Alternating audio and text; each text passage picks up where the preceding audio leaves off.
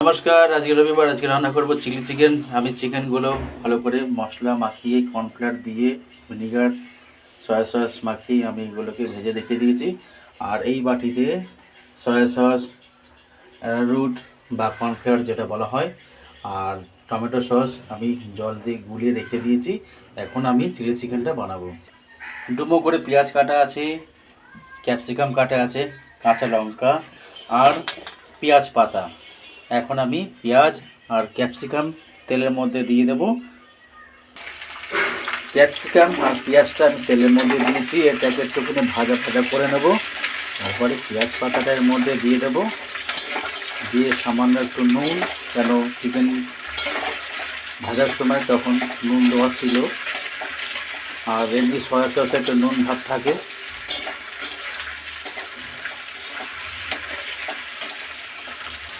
ভাজার মধ্যে আমি একটু নুন দিয়েছি। এবার পেঁয়াজ পাতাগুলো এতে দিয়ে দেবো। পেঁয়াজ পাতা আর গোটা কয়েকটা কাঁচা লঙ্কা একেবারে দিয়ে দিলাম এর সাথে একটুখানি। এটাকে নেড়ে চেড়ে নিয়ে চিকেনগুলো যে ভাজা আছে এর মধ্যে দিয়ে আর একটু কষিয়ে নেব।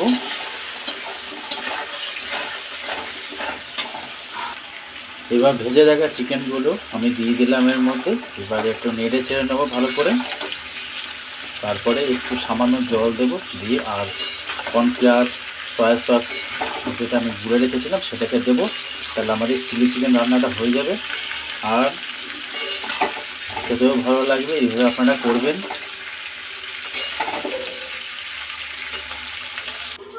একটু ঝাল গুঁড়ো লঙ্কা, কাশ্মীরি লঙ্কা দিয়েছি, কালারটা হবে। আর ওপর থেকে চিনিটা দিয়েছি আর জল দিয়েছি সামান্য। এবার এইটাকে একসাথে মিক্স করে নেবো। তারপরে কর্নফ্লাওয়ার আর সয়া সস যে জলটা আমি গুঁড়ো রেখেছিলাম টমেটো সস দিয়ে সেটাকে এর মধ্যে দেবো, তাহলে গ্রেভিটা হবে।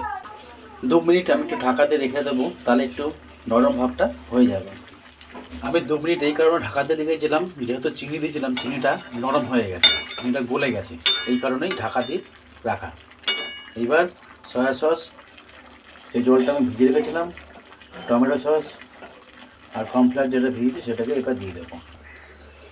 আমাদের চিলি চিকেন হয়ে এসছে। আমি এবার soya sauce, vinegar, tomato sauce সব যা ছিল সব দিয়েছি, কর্নফ্লাওয়ার দিয়েছি। এবার একটুখানি গ্রেভি ভাবে এটা, তাহলে আমাদের চিলি চিকেন রান্নাটা হয়ে যাবে। আপনারা এইভাবে করবেন, খেতে খুব ভালো লাগবে। আমি ভিনিগারটা দিয়েছিলাম মাংস যখন মাখানো ছিল, তখন মাংসের মধ্যে আমি দিয়ে রেখেছিলাম মাংসটা সফট হওয়ার জন্যে, আর খেতেও ভালো লাগে। এক গাদা আমি ভিনিগার দিইনি, অল্প করেই দিয়েছিলাম।